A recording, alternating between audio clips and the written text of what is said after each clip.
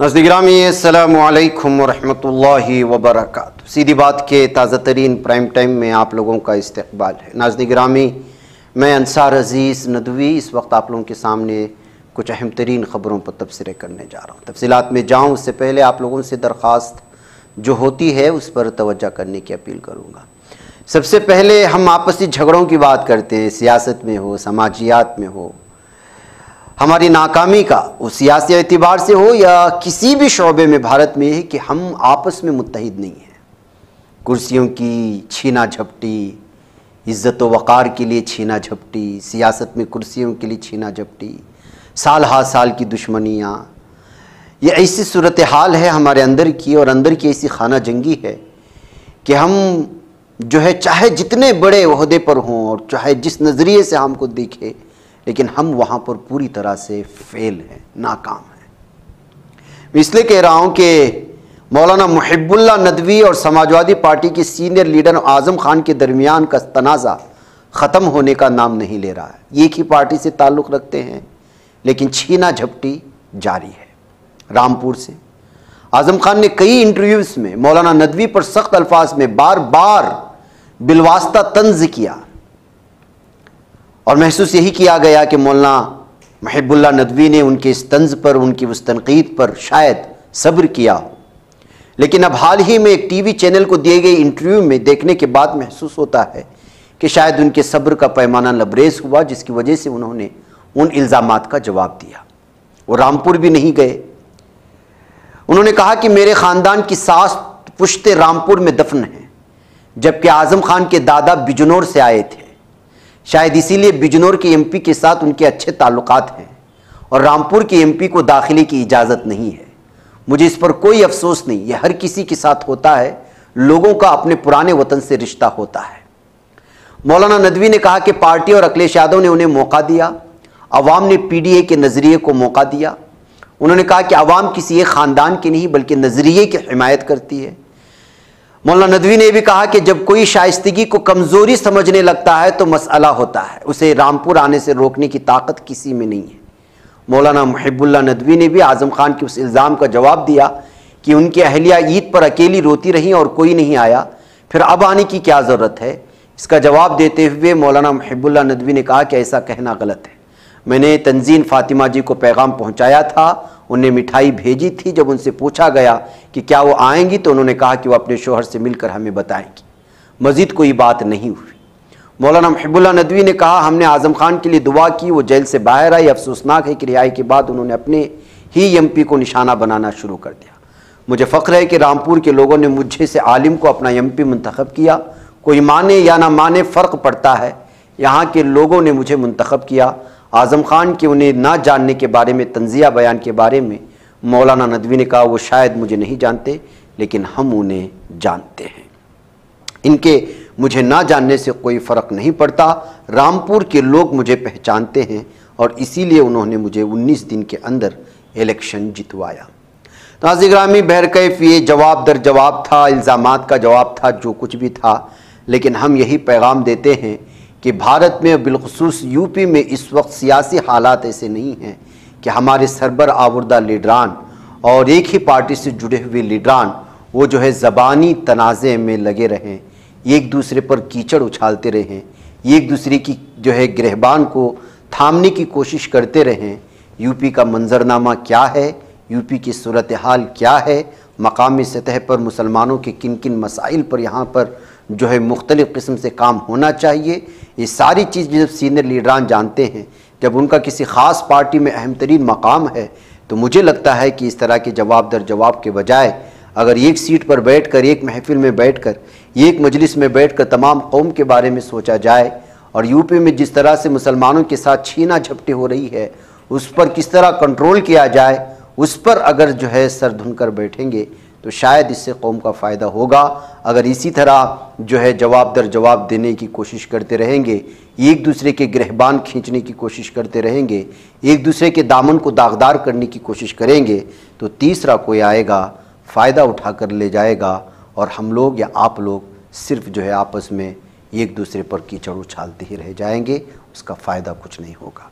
इसीलिए मीडिया में आकर के इस तरह एक दूसरे पर तंज करने के बजाय बैठें, सोचें कि किस तरह से जो है अगली सियासी बारी हमें खेलनी है, ताकि यहाँ मजबूर और इस वक्त जो मजलूम मुसलमान है उनको किसी भी तरह से सपोर्ट किया जा सके। नाज़रीन गिरामी, हुज़ूर पाक सल्लल्लाहु अलैहि वसल्लम के बारे में तौहीन आमेज़ और काबिल एतराज़ बयानात देने और मुसलमानों के मजहबी जज्बात को ठेस पहुँचाने वाला मलऊन व मरदूद इस दरिंदे को आप देख लें। अदालती अहकामात की मुसलसल खिलाफ वर्जी करने वाला ये मलऊन बीजेपी का मुअत्तल शुदा रुकने असम्बली साबिक मलऊन राजा सिंह है, जो दरिंदा है और आप सल्लल्लाहु अलैहि वसल्लम की शान में लगातार जो है गुस्ताखी करता आ रहा है। इसको फौरी तौर पर गिरफ्तार करने और कानूनी चाराजोई करते हुए सख्त कार्रवाई का एक बार फिर जो है मुतालबा किया गया है। मजलिस के रुकने असम्बली चार मीनार जनाब मीर जुल्फ़िकार अली ने मरकज़ी मीलाद जुलूस कमेटी के ज़िम्मेदारों के साथ कमिश्नर हैदराबाद वीसी सजनार से मुलाकात करके नुमाइंदगी की। कमिश्नर पुलिस हैदराबाद को बताया कि मुसलमान सख्त बरहम हैं, वो सब कुछ बर्दाश्त कर सकते हैं और अपने नबी पाक सल्लल्लाहु अलैहि वसल्लम की शान में गुस्ताखी को हरगिज़ बर्दाश्त नहीं कर सकते, इसलिए आप सख्त जज्बात और एहसासात से वाकिफ़ करवाने आए हैं। नाज़रीन गिरामी, आप लोगों को मालूम होना चाहिए कि अब तक जो है पुलिस कमिश्नर ने मुसलमानों की मुख्तलिफ़ तंजीमों से 40 से ज़्यादा शिकायत रियासत की मुख्तलिफ़ पुलिस स्टेशनों में दर्ज करवाई जा चुकी है इस मलऊन व मरदूद दरिंदे के ख़िलाफ़, लेकिन अभी तक किसी तरह की ख़ास कार्रवाई इसके ख़िलाफ़ होती हुई नज़र नहीं आ रही, जिसकी वजह से लोगों में गुस्सा बढ़ता चला जा रहा है। नाज़रीन गिरामी, हम मुसलमानों को बाज़ दफ़ा बाज़ चीज़ों में बहुत ज़्यादा गलत फहमियाँ हो जाती हैं। इस वजह से मुझे कुछ चीज़ें आप लोगों को समझाने की कोशिश दें। एक इस वक्त जो तनाज़ा पैदा हुआ है उसके पस मंज़र में नात पाक आप सल्लल्लाहु अलैहि वसल्लम की शान में जो कसीदा पढ़ा जाता है उसको कहा जाता है। आप सल्लल्लाहु अलैहि वसल्लम की शान में तारीफ़ करना, उनके बारे में बताना, सीरत पाक के बयान करना जो है वो अशआर की ज़बान में, इसे नात पाक कहा जाता है। और हम्द कहते हैं जिसमें अल्लाह ताला की बड़ाई बयान की गई हो, यानी जिसमें जो है पूरी कायनात को पैदा करने वाला रब, ऐसे बहुत सारी दुआएं आप देखते होंगे, कभी स्कूलों में भी पढ़ाते हैं। और बाज़ जगह तराने होते हैं। तराना ये होता है कि जो है कोई इदारा अपनी तराना पेश कर रहा हो, कोई स्कूल अपना तराना पेश कर रहा हो, जैसे कि जो है किसी मुल्क का तराना भी हो सकता है जिसमें मुल्क की तारीफ़ की जा रही हो या उसकी इदारे की तारीफ़ की जा रही हो, तो उसको तराना कहा जाता है। आम तौर पर कोई चीज़ पेश की जाती है तो उसको नज़म कहते हैं, और अगर कोई मोहब्बत के अशआर पेश करता है अपने महबूबा का तख़य्युल लेकर के तो उसको जो है गज़ल कहते हैं। और इससे हट करके कोई दुआ या नज़म होती है, जैसे मिसाल के तौर पर अल्लामा इक़बाल की वो नज़म जिसमें जो है हमेशा कुछ स्कूलों में बाकायदा सुबह जो है असम्बली के दौरान पढ़ा जाता है, और उसको बहुत सारी स्कूल पढ़ते हैं, उसमें दुआ होती है और बहुत सारी चीज़ें। लेकिन हम लोग जो है नाते शरीफ में दुआ या कलिमात में, नज़म में, जैसे लब पे आती है दुआ बन के तमन्ना मेरी, इसमें अल्लाह ताला से जो है दुआ की जा रही है, मुल्क के लिए दुआएं की जा रही हैं, तालीम के लिए, अपने किरदार के लिए, अपने अखलाक के लिए। और इसको जो है बाद में मुख्तलिफ़ किस्म की बैकग्राउंड म्यूज़िक दे करके अलग अलग अंदाज में लोगों ने उसको पढ़ा, और जाहिर सी बात है कि हमारे मदारिस वग़ैरह में और भी बहुत सारी इसमें ये दुआ पढ़ी जाती है और दुआ है। अब मसला ये हुआ कि अभी हाल ही में एक मशहूर फिल्म आई जिस पर बहुत ज़्यादा तबसरे हुए, तनकीदी तज़्ज़िये भी हुए, ऐसा महसूस कराने की कोशिश हुई कि ये फ़िल्म देख करके तो अब बुर्क़ापोश ख़वातीन अपने आशिकों को गले लगाती हुई नज़र आई फिल्म थिएटर में, और ये अनियत बहुत सारी, जिस जो है फिल्म का नाम था सैयारा। उस सैयारा में अदाकारी करने वाली अदाकारा अनीत पड्डा, उसकी एक पुरानी वीडियो इस वक्त वायरल हो रही है जिसमें उन्होंने लब पे आती है दुआ बन के तमन्ना मेरी पर गाते नाचते दिखाई दे रही है। दरअसल उनकी एक सीरीज है बिग गर्ल्स डोंट क्राई की शूटिंग के दौरान एक पुरानी ये वीडियो वायरल हुई थी। अब इसको लोगों ने समझा कि ये नाते पाक है, नाते शरीफ है, और नाते शरीफ के बोल पर ये जो है नाच रही है, जबकि हकीकत में ये नाते शरीफ नहीं है। आप सल्लल्लाहु अलैहि वसल्लम की शान में ये तौहीन का किसी भी तरह से जो है इसमें कोई शाइबा नहीं है। लिहाजा कुछ लोग जो इस तरह की चीज़ों को मजहबी जज्बात मजरूह करने का इल्ज़ाम लगाते हुए जो है अलग अलग तरह के सोशल मीडिया में तबसरे कर रहे हैं, वो रुक जाइए। बसूरत दीगर आपके गलत इंफॉर्मेशन से मीडिया को एक बार फिर जो है नफरत का माहौल बनाने का जो है, वैसे भी अब इस फिल्म के आने के बाद ये अदाकारा मशहूर हो चुकी है, इसकी फॉलोअर्स की तादाद मिलियंस में हो चुकी है। ऐसे में सूरत हाल बिगड़ेगी। एक बार फिर मीडिया जो है इस बात को उचक लेगा, एक बार फिर मुसलमानों को कटहरे में खड़ा करने की कोशिशें होंगी। इसलिए इस बात को समझने की कोशिश करें कि नाते शरीफ क्या होती है, हम्द क्या होता है, गज़ल क्या होती है, और फिर जो है ताज़ियती नज़म भी होती है मरने के बाद जो पढ़े जाते हैं, मनक़बत। ऐसी बहुत सी सारी चीज़ें नाज़िरामी जिसको हमें समझने की कोशिश होती है। हर चीज़ को नाते शरीफ बोल देना ये खुद नाते शरीफ की तौहीन होगी, जिसमें किसी गज़ल को कोई नात कह देता है, आम नज़म को किसी डाली की, किसी शजर की, किसी जो है नदी नाले की जिसमें तस्करा हो रहा होता है, उसको जो है नज़म नाते शरीफ का नाम देंगे। तो ऐसा नहीं है। नाते शरीफ सिर्फ आप सल्लल्लाहु अलैहि वसल्लम के नातिया कलाम और आप सल्लल्लाहु अलैहि वसल्लम की शान में जो तारीफ़ी कलिमात इस्तेमाल होती हैं उसी को कहा जाता है। बाकी के अलग अलग कैटेगरी है। नॉर्मल जो यूज़ होता है इस तरह की चीज़ों को नज़म कहा जाता है, यानी कि जो चीज़ नज़म के अंदाज में पेश की जा रही है, अब इस नज़म की शक्लें बदल जाती हैं। कोई नातिया कलाम होता है, कोई हम्द होता है, कोई जो है मनक़बत होती है, कोई जो है गज़ल होती है, और कोई तराना और इस तरह की चीज़। लिहाजा इसको नाते शरीफ कह समझ करके जो लोग गलत चीज़ें इस वक्त फैलाने की कोशिश कर रहे हैं, वो असल में वो एक शायरी दुआ है, ज़्यादातर स्कूलों में पढ़ाई जाती है, और फिर जो है गलत फहमी का शिकार ना हो। और इस तरह जो इस वक्त उसको पूरी तरह से अनीत को और अनीत पड्डा को जो इस वक्त निशाने पर लेकर के माहौल ख़राब करने की कोशिश की जा रही, अपने लोगों की जानिब से बाज रहें। मीडिया को जो हिंदुत्व ज़हनियत का हामिल हो चुका है उसको मौका ना दें। अमरीकी सदर डोनाल्ड ट्रंप लाख कोशिश, दावे और शदीद ख्वाहिश के बावजूद, गाज़ा में जंगबंदी के बावजूद अमन के नोबल इनाम से इस मरतबा भी चूक गए हैं। बड़ी तमन्ना थी उनको, यहाँ तक कि भारत और पाकिस्तान में होने वाले ऑपरेशन सिंदूर के बाद जो जंग छिड़ी, फौरी तौर पर जंगबंदी को लेकर के आसिम मुनीर को वहाँ बुला करके आसिम मुनीर के ज़बान से ये कहलवाने पर भी मजबूर करवा दिया गया था कि जो है नोबल इनाम के हकदार जो है वो ट्रंप हैं। और भी बहुत सारी थ्योरियाँ और बहुत सारी चीज़ें हुई, लेकिन लगता यही है कि जो है ज़ाहिर सी बात है, एक ही चीज़ समझ लेना कि 2 साल से गाज़ा पट्टी में जो है जालिम दरिंदे इसराइल मासूम बच्चों का कत्लेआम कर रहे हैं। उस कत्लेआम में 50 से 60% किसी मुल्क के हथियार का हिस्सा है तो वो अमेरिका का है, और वहाँ का सदर इस ख्वाहिश में है कि उसको नोबल इनाम मिले। ये किस कदर जो है बेवकूफ़ी होगी, और जागते में जो है सपना देखना होगा। नोबल कमेटी ने वेनेज़ुएला मारिया कोरेना चाडो को इस साल का नोबल इनाम याफ्ता करार दे दिया, और आज इनके नाम के ऐलान के साथ ही ट्रंप की उस ख्वाहिश पर जो इस वक्त जो कदगन लगी है, हमला हुआ है, उसको इंटरनेशनल मीडिया अलग अलग तबसरों के साथ शेयर कर रहा है। कोई अपने तर्ज के मीम्स बना रहा है, कोई अपने तर्ज के तनकीदें कर रहा है, कोई अपने तज्ज़िये कर रहा है। बहरकैफ हम वो उसके हकदार थे ही नहीं। जो मासूम गाज़ा के पट्टी के बच्चों का कातिल है उससे गले मिलता है, बार बार उससे जो है अपने हथियारात फरोख्त करता है, और हज़ारों बच्चों को कत्ल करने के बाद, लाखों लोगों को बेघर करने के बाद, एक जिंदा बस्ती को पूरी तरह तबाह ताराज करने के बाद अमन मुज़ाकरात के नाम पर एक मुआहिदा होता है, और उस मुआहिदे के बल पर आप इनाम, नोबल इनाम के सिलसिले में अगर आप लालची बनते हैं तो दुनिया का सबसे बड़ा बेवकूफ़ तरीन इंसान ही हुआ होगा, या इस तरह की कमेटी होगी जो इस तरह के शख्स को वो जो है इनाम दी होगी।